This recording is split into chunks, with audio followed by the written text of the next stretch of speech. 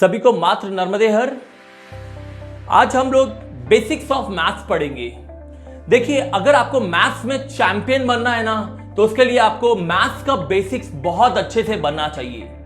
जैसे for example, अगर हम लोग बाइक चलाना सीखना चाहते हैं तो उसके लिए पहले हमें साइकिल चलाना आना बहुत जरूरी है।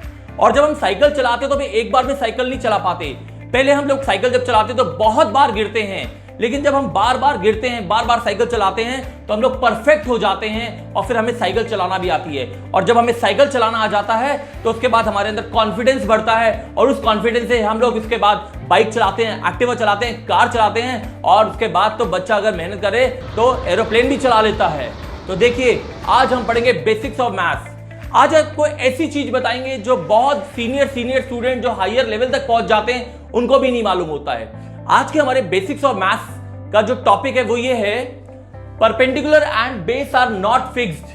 Perpendicular and base are not fixed, they depend on the angle. Actually junior classes में हमारे मन में एक चीज आ गई थी कि एवरी वर्टिकल लाइन, हर वर्टिकल लाइन एक परपेंडिकुलर होता है और हर हॉरिजॉन्टल लाइन एक बेस होता है। ये हम लोग मान चुके हैं, हमें जूनियर क्लासेस में ये रटवा दिया गया था, इसको परपेंडिकुलर बोलते हैं, इसको बेस बोलते हैं। नहीं बच्चे, it is not like that.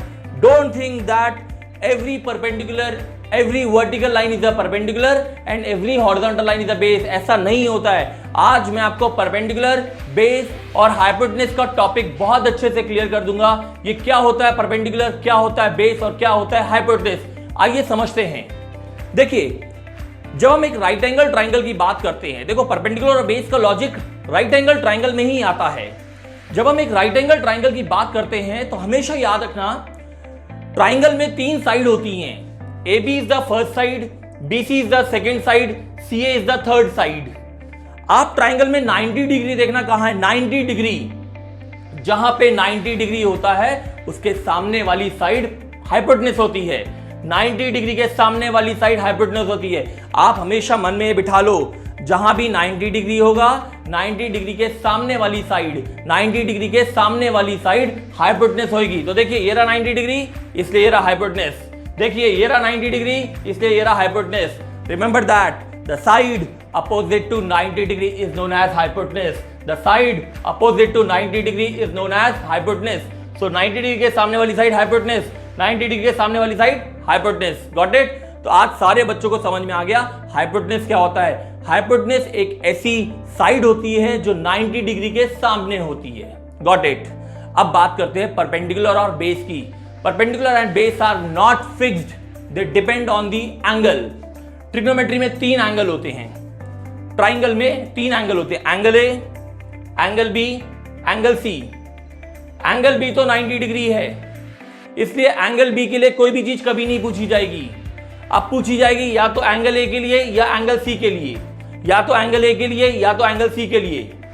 अगर एंगल ए के लिए क्वेश्चन पूछा गया है, अगर एंगल ए के लिए क्वेश्चन पूछा गया है तो this will be your perpendicular, this will be your base. लेकिन अगर वही क्वेश्चन एंगल सी के लिए पूछा जाएगा, if the question is for angle C, this will be the perpendicular, this will be the base, this will be the perpendicular, this will be the base. देखिए, जो यहां पे परपेंडिकुलर था वो यहां पे बेस हो गया, जो यहां पे परपेंडिकुलर था वो यहां बेस हो गया, और जो यहां पे बेस था वो परपेंडिकुलर हो गया। इसलिए मैं बोलता हूं परपेंडिकुलर और बेस फिक्स नहीं होते हैं, वो एंगल पे डिपेंड करते हैं। अगर क्वेश्चन एंगल ए के लिए था, इस क्वेश्चन के लिए ये परपेंडिकुलर है, ये बेस है, आप दिमाग लगा लीजिए।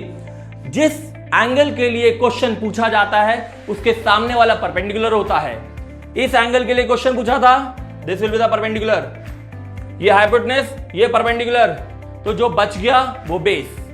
लेकिन अगर इस क्वेश्चन के लिए एंगल पूछा था for angle C, this will be the perpendicular, this will be the base. Remember that, that's why आज हमने बेसिक्स ऑफ मैथ्स में क्या पढ़ा कि परपेंडिकुलर और बेस फिक्स नहीं होते हैं, वो एंगल पर डिपेंड करते हैं। See, if the question is for angle A, hypotenuse is AC, perpendicular is BC and base is AB. Got it? But if the question is for angle C, this is angle C. For this angle, this will be the perpendicular, this will be the base and hypotenuse is AC. तो इन दोनों concept को आप समझिए। कभी भी कोई question angle B के लिए नहीं पूछा जाएगा, कभी भी कोई क्वेश्चन एंगल बी के लिए नहीं पूछा जाएगा। क्वेश्चन या तो सिर्फ एंगल ए के लिए पूछेंगे या क्वेश्चन एंगल सी के लिए पूछेंगे। तो देखिए आज आपको क्लियर हुआ, ऐसा कभी मत सोचना कि हमेशा वर्टिकल लाइन को ही परपेंडिकुलर बोलते हैं और हॉरिजॉन्टल लाइन को बेस बोलते हैं, ऐसा नहीं है। ये भी परपेंडिकुलर हो सकता है, ये भी बेस हो सकता है। तो मेरे ख्याल से आज आपको ये कॉन्सेप्ट क्लियर हो चुका है कि परपेंडिकुलर क्या होता है, बेस क्या होता है और हाइपोटेन्यूज क्या होता है। थैंक यू बच्चे।